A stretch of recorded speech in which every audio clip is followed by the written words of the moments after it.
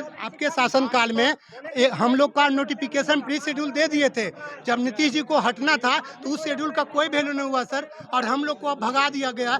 और एक सर हम लोग को नमस्कार, आप देख रहे हैं एनसीपी, मैं हूं विक्की गोयल। अभी हम लोग बीजेपी कार्यालय में हैं। बीजेपी कार्यालय में आज प्रेस कॉन्फ्रेंस रखा गया है। बिहार के तमाम सीटेड बीटेड क्वालिफाइड स्टूडेंटों का और बीजेपी के जो भी वरिष्ठ नेता होंगे, सारे लोग आज प्रेस कॉन्फ्रेंस रख रहे हैं। अब क्यों रख रहे हैं, इनसे हम आपको जो भी प्रेस कॉन्फ्रेंस में वार्ता होगी वो हम सुझाने का प्रयास करेंगे। लेकिन इससे पहले हम कुछ अभ्यर्थियों से जानने का प्रयास करेंगे कि आखिर क्या नौबत आ गई कि सरकार जो है यानी कि विपक्ष बीजेपी है, जो बिहार के बेरोजगार युवाओं के साथ प्रेस कॉन्फ्रेंस रख रही है, जिसमें हमारे साथ कुछ युवा हैं। हम बात करने का प्रयास करेंगे। भैया नाम क्या है? नितेश पांडे। आज प्रेस कॉन्फ्रेंस जो रखा गया है, इसका मकसद? देखिए, ये प्रेस कॉन्फ्रेंस हमारे लिए रखा गया है, हमारे बातों को पूरा देश के तमाम मीडिया तक पहुंचाने के लिए रखा गया है। और बिहार भाजपा की तरफ से पुरजोर समर्थन हम लोग का आंदोलन को करने के लिए रखा गया है। आज तक कोई भी विपक्षी दल स्पेशल शिक्षक अभ्यर्थी के लिए या कोई आंदोलनकारी के लिए प्रेस कॉन्फ्रेंस नहीं की थी। मतलब ये केवल व केवल भावी शिक्षकों के लिए प्रेस कॉन्फ्रेंस? बिल्कुल बिल्कुल बिल्कुल। चलिए, और भी हम कुछ युवा से बात करने का प्रयास करेंगे। भैया आप कहाँ से हैं? सीतामढ़ी से है। आज जो स्पेशल प्रेस कॉन्फ्रेंस रखा गया केवल शिक्षकों के लिए ही रखा गया है, लेकिन इससे पहले तो भी बीजेपी की सरकार थी जब आप लड़ाई लड़ रहे थे। निश्चित रूप से हमारा तो लड़ाई निरंतर विगत 3 सालों से चल रहा है और हमारी सुनी नहीं जा रही है। हमारे मौलिक अधिकार जो भारतीय संवैधानिक व्यवस्था में है वह छीन गए हैं। इस पर्ची को देखिए, आपको निश्चित रूप से याद होगा, यह कितने वर्षों से आपके समक्ष आता होगा, कितने महीनों से, कितने दिनों से, लेकिन हमारी सूद लेने वाले कोई नहीं है। बिहार में हम जितने भी राजनीतिक गिरोह हैं, हम किसी भी गिरोह के को वोट देते हैं कि हम इनको इस बार चुनेंगे, हम अपनी आवाज़ को बुलंद करेंगे, लेकिन उसके जो सरदार होते हैं एक ही लोग हैं जो सीएम के पद पर विराजमान है और कुंभकर्णी नींद में सोए हुए हैं। हमारी मांग के लिए जब हम हाथ में तिरंगा उठाते हैं तो अनिसिन रहमान की तरह सभी लोगों को पीट दिया जाता है और हमारे जो संवैधानिक व्यवस्था में हमारे जो अधिकार है उसका हनन कर लिया गया है। हम लोग रोड पर आ गए हुए हैं। वही मैं कह रहा हूँ कि अच्छी बात यह है कि जितने भी ये कम्पीट किए हुए बच्चे हैं सब शिक्षक मतलब सब छात्री हैं, और आज प्रेस भी देख रहे हैं उसी भूमिका में, तो इसलिए अच्छी बात है। युवाओं को देख के सब किसी को उत्साह आता है आज के इस प्रेस। ठीक है, ओम शांति।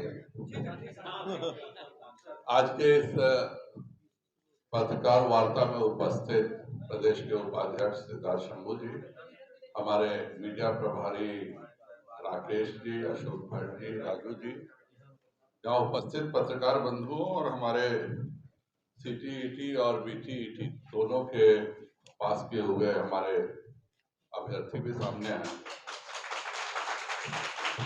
2020 का जो विधानसभा चुनाव है, एक तरह से कहिए तो यह पूरा का पूरा चुनाव रोजगार के मुद्दे पर था। भारतीय जनता पार्टी के प्रदेश अध्यक्ष के रूप में हम लोगों ने जो वादा किया था कि हम 10 लाख रोजगार के अवसर उपलब्ध कराएंगे, और हमारे जो विरोधी दल थे उन्होंने भी वादा किया था बिहार की जनता से कि अगर हमारी सरकार बनती है तो पहले कैबिनेट के बैठक में पहला दस्तखत 10 लाख सरकारी नौकरियों का होगा। चुनाव हुआ, जनता को एनडीए पर विश्वास था और हमें 74 सीट दिए, 43 सीट दिया गया। फिर हम लोगों ने एनडीए के साथ बैठक की, भाई हम लोगों को 10 लाख रोजगार के अवसर का वादा किया है। तो माननीय नीतीश जी को ये लगा कि भाई हम इसको बढ़ा क्यों नहीं सकते हैं। हम कहे कि देखिए उद्योग मंत्रालय हमारे पास है, अगर आप मदद कीजिएगा तो निश्चित तौर पर हम इसको बढ़ा सकते हैं। और पूरे एनडीए में हमारी और नीतीश जी की सहमति बनी और सरकार बनने के साथ हम लोगों ने 19 लाख रोजगार के अवसरों का वादा बिहार की जनता से किया था। हम सब लगातार उस पर काम करते रहे। काम दो तरह से हुआ, एक सरकारी नौकरी के रूप में, एक दूसरे के रूप में। नीतीश जी के साथ मिल करके हम लोगों ने पूरी कितनी नौकरी खाली है वह हम लोगों ने इसका जांच किया। 2,35,000 नौकरियां, सरकारी नौकरियां उस समय बिहार में उपलब्ध थी। तो एक योजना बनी कि हम 2,35,000 ये सरकारी नौकरियों को देंगे और बाकी 17 लाख लोगों के लिए हम इंडस्ट्री में इस तरह की योजनाएं बनाएंगे कि 17 लाख लोगों को रोजगार हमारे उद्योग के माध्यम से, अन्य माध्यमों से मिल सके। और उस पूरे 2,35,000 में 1,15,000 नौकरियां जो थी वह सिर्फ और सिर्फ शिक्षा विभाग की निकली थी। इस पर हम लोगों ने लगातार काम करना भी शुरू किया। मार्च में लगभग यह फाइनल हो गया कि ठीक है, विजय जी से भी बात हुई थी, सबकी बात हुई थी, और यह केवल बात तो होना काफी नहीं है। उस समय के तत्कालीन शिक्षा मंत्री जी ने सदन में यह आश्वासन दिया, और हम लोगों के बात के कारण नहीं दिया। हम लोगों ने जब यह निर्णय कर लिया कि हम 1,15,000 नौकरियां शिक्षकों की देंगे, तो बकायदा विजय चौधरी जी ने शिक्षा मंत्री के रूप में, और सबसे जो दिलचस्प बात यह है कि प्रश्नकर्ता वह व्यक्ति थे जो आज स्वयं शिक्षा मंत्री हैं, और उन्होंने यह प्रश्न, चंद्रशेखर जी ने यह प्रश्न किया शिक्षा मंत्री से कि क्या हुआ शिक्षकों का, और विजय चौधरी जी जदयू के और भाजपा के शिक्षा मंत्री के नाते उन्होंने वादा किया कि हमारे पास सीटीईटी और बीटीईटी के अभ्यर्थियों की एक बहुत बड़ी संख्या है और हम इन सबों को निश्चित तौर पे नौकरी देंगे। यह सदन में एनडीए के शिक्षा मंत्री के द्वारा दिया गया बयान है। आप चाहें तो आप सबों को मैं दे भी सकता हूं। यह प्रश्न हुआ था माननीय चंद्रशेखर जी के द्वारा 25/6/2022 को। उसके पहले भी 7 मार्च को भी यह प्रश्न आया था। उस समय भी विजय चौधरी जी ने यह वादा किया था। हम लोगों ने, बिल्कुल दिखा सकता हूं मैं, तो ये तो सबसे अच्छा तो यह है कि आज के वर्तमान के जो शिक्षा मंत्री हैं, यह उन्हीं के द्वारा पूछा गया प्रश्न। तो यह वर्तमान के शिक्षा मंत्री जो उस समय सामान्य विधायक थे वह प्रश्न करते हैं, और जदयू के शिक्षा मंत्री रिप्लाई करते हैं कि हमारे पास सीटीईटी और बीटीईटी के अभ्यर्थियों की पूरी संख्या और हम इसको करेंगे। और हम लोग लगातार लगे हुए थे, क्योंकि हमने वादा किया था 19 लाख रोजगार का, 10 से 19 किया था नीतीश जी के वादे पे। तो हमें था कि 2,34,000 हर हालत में सरकारी नौकरी हम देके निश्चिंत हो जाए। नीतीश जी के मन में उसी समय था कि कुछ ना कुछ बेईमानी थी, तो वो रोज हमको कहते रहे कि आज करेंगे, कल करेंगे। हम लोगों का लगातार दबाव भी रहता था कि सरकारी नौकरियां दी जाए, और उसी के तहत चाहे वह 10,000 पुलिस की नौकरी हो, चाहे वह 10,000 आपके राजस्व विभाग की नौकरी हो, इन सब नौकरियों को हम लोग ने दिया गया। सरकार बदलती है और आज तक 6 बार नौकरियों का मेला लगा है, और उन सब मेले में उन्हीं को दिया गया है जिनको पहले से नौकरी मिल चुकी थी। इतिहास में गांधी मैदान में पहला उदाहरण मिला होगा कि एक व्यक्ति 10,000 लोगों को नियुक्ति पत्र दिया जा रहा है। नियुक्ति पत्र का मतलब होता है कि आज से आप नौकरी शुरू कर रहे हैं, और आप पुलिस की बाकायदा वर्दी में आ करके नौकरी नियुक्ति पत्र लेने का ढोंग करते हैं, क्योंकि आपकी नियुक्ति तो पहले ही हो चुकी थी। तो हम लगातार फैन फेयर लगाना आजकल नया शुरू हुआ है। हम लोग 10-10 हजार करके 40,000 नौकरियां पहले बांटे हैं, अब वो 6 चरण में उन्हीं को दोबारा दिया जा रहा है। मेरा, हम लगातार इसकी बात करें कि भाई जो वादा हम सबों ने मिल के किया था, हम दोनों ने मिल के किया था, और आज जो दल, तीसरा दल जो सत्ता में है, वह तो वादा किया था कि पहले ही दिन 10 लाख नौकरी साइन करेंगे। हम लोग खुद नीतीश जी भी मजाक उड़ाते थे कि तुम्हारे बाबूजी क्या जेल से ला करके नौकरी देंगे 10 लाख। तो उस समय, आज जब साथ बैठे हैं तो अब तो नीतीश जी जानते हैं कि उनके बाबूजी कहां से ला के देंगे, तो उनको तो 10 लाख नौकरी सबसे पहले देना चाहिए। क्योंकि नीतीश जी तो बाकायदा सदन में पूछे थे कि तुम्हारे बाबूजी 10 लाख, हम लोग बोले कि 2,34,000 खाली है, 10 लाख नौकरी कहां से ला के दीजिएगा, तो बोले कि नकली नोट छाप के देंगे। ये सब नीतीश जी का वक्तव्य है, ये मेरा वक्तव्य नहीं है, और बाकायदा सदन में वक्तव्य है। तो भारतीय जनता पार्टी अपनी जिम्मेवारी से मुक्त नहीं हो सकती है, क्योंकि हमने, सरकार हमारी बनी थी, हमारी और एनडीए की, और इसलिए भाजपा ने यह निर्णय लिया है कि इस मुद्दे को अब भारतीय जनता पार्टी लेगी, क्योंकि आज तक जिन्होंने वादा किया था उन्होंने कुछ नहीं किया, और जिसने वादा किया था 10 लाख नौकरी देंगे, यार तुम्हारे पास तो सबसे बड़ा मौका है, कुछ भी नहीं करना है, सारी तैयारी कंप्लीट है, सेंट्रलाइज आप एक बार मॉनिटरिंग स्टार्ट कीजिए और जॉब दे दीजिए। और ये जॉब देते तो वाकई भाजपा को भी बोलने के लिए कुछ नहीं रहता, क्योंकि पहली बार एक ऐसी नौकरी मिलती जो इस सरकार की नौकरी थी। वरना आज तक आप लाखों रुपए टीवी चैनल्स को और अखबार पे खर्च करके जो 8 अगस्त के पहले की नौकरी है उसी को दे रहे हैं।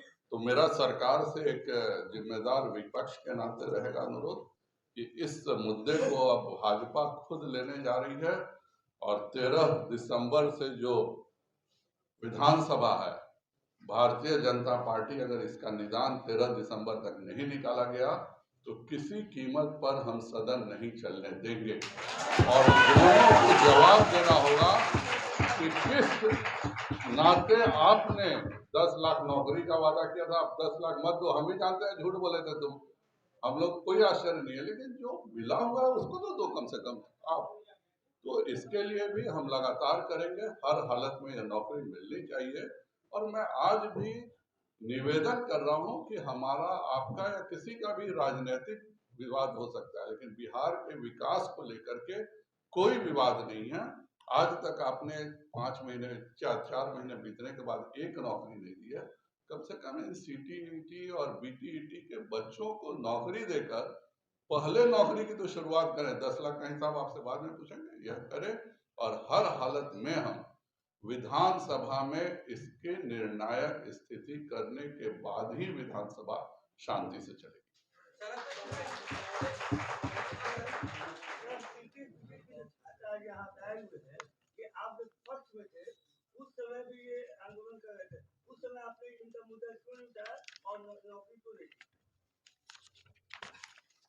विधानसभा में एनडीए के मंत्री जवाब देते हैं, इससे बड़ा सबूत क्या हो सकता है कि भारतीय जनता पार्टी इस मुद्दे पर संवेदनशील थी। आप अगर विधानसभा में आश्वासन देकर नहीं करते हैं तो आप पर प्रिविलेज मोशन बुक होता है, और विजय चौधरी जी ने अगर एनडीए रहते हुए इस बात का वादा सदन में किया था तो जाहिर बात है कि यह मुद्दा, क्योंकि हम सरकारी दल में रहते हैं तो हम इसको सड़क पर नहीं कर सकते, लेकिन अगर यह एनडीए में नहीं हुआ होता यह मुद्दा तय, तो किस नाते विजय चौधरी जी इन लोगों को विधानसभा में लिखित में और बोल करके आश्वासन देते हैं। ये सरकार में दी गई नौकरी को आज जो नियुक्ति पत्र बांटा जा रहा है, क्या संदेश महागठबंधन के द्वारा किया जा रहा है? तेजस्वी जी जानते हैं कि वह 10 लाख का झूठ बोले थे, उनको भी उम्मीद नहीं थी, तो उन्होंने कम से कम युवाओं को बरगलाने के लिए दिया था। हम वह विवाद राजनीतिक विवाद है, वह राजनीतिक रूप से निपटेंगे, लेकिन जो 2,34,000 सरकारी नौकरियां और उसी के ये जो 30,000 नौकरियां बांटी गई हैं उसी का एक हिस्सा है, वह हम सब पहले दे दिए थे और दोनों ने मिलकर दिया था, और उसी को दोबारा तेजस्वी जी के पास दिखाने के लिए किया जा रहा है। एक चूंकि दोनों दल का आपस में विलय होना है, माननीय नीतीश जी को जाना है आश्रम में, जाके राजद के नेताओं को ट्रेनिंग देनी है, तो उसको देने से पहले वह तेजस्वी जी को सभी पुराने नौकरियों का चेहरा दिखा दे रहे हैं कि देखो 2020 के बाद इनको हमने भाजपा के साथ नौकरी दिया था, आप भी इनसे जान पहचान कर लो।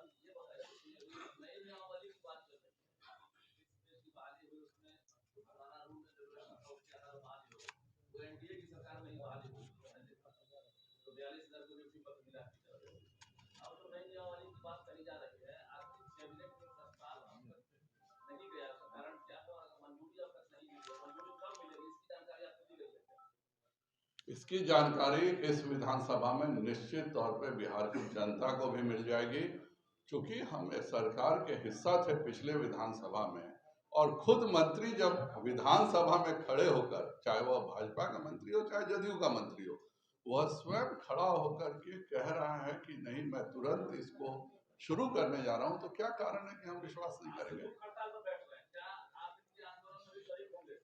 बच्चों को मैं यही कहूंगा कि हम लोगों ने भी इस मुद्दे को लिया है, हमें भी थोड़ा सा समय दें और इनकी मांग हर जगह हम साथ देंगे। और मैं तो पुनः तेजस्वी जी से हाथ जोड़ के रिक्वेस्ट करूंगा कि आपने 10 लाख नौकरियों का जो वादा किया था, इन बच्चों को नौकरी दीजिए। हम भी आपको धन्यवाद देंगे कि कम से कम आपके 10 लाख की संख्या घट करके 8,85,000 हो जाएगी। 1,15,000 तो वाकई आपके पास बोलने को हो जाएगा। वो भी आप नहीं कर रहे हैं, यह हमारे समझ से परे है। वो 2,35,000 नौकरियां दे दें जो एनडीए के समय ऑलरेडी फाइनल था, नीतीश से वादा था। उसके बाद हम बाकी 7,65,000 के लिए तो हम उनको हर जगह कटघरे में काट लेंगे।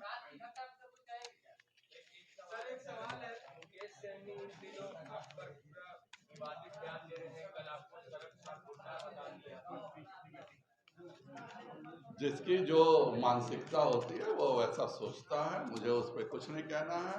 लेकिन आप उप मुख्यमंत्रियों का भवन खाली करने के बारे में बोल रहे हैं।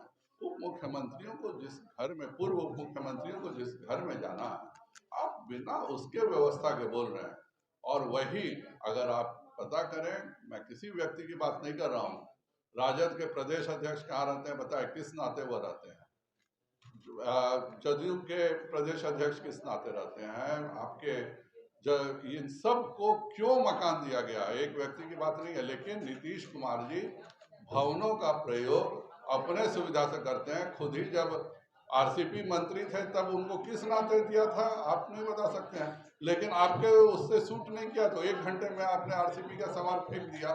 तो यह जो सरकार का विधानसभा का भवन जो है, यह नीतीश कुमार जी ने अपनी व्यक्तिगत जागीर बना ली है और उस हिसाब से दे रहे हैं। यह सरासर गलत है।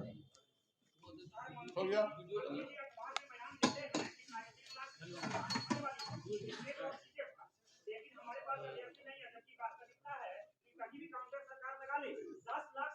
सभी को पता। बेरोजगार वो तो खैर पूरे को नहीं दिया जा सकता है, लेकिन जो 1,15,000 है वो हर हालत में देना चाहिए। मुख्यमंत्री बनने के लिए हाथ मिला लेते हैं, रोजगार धन्यवाद।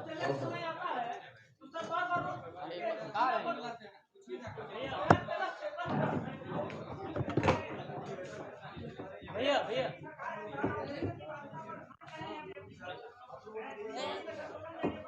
नवीन भैया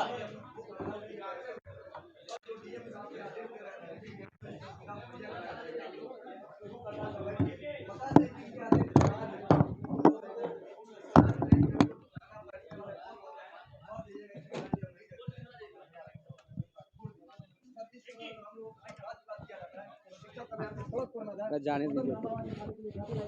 जनता का प्रतिनिधि हम ही है। पर हम लोग निश्चित तौर पर किसी कीमत पर इस बार विधानसभा नहीं चलने देंगे जब तक इसका निदान नहीं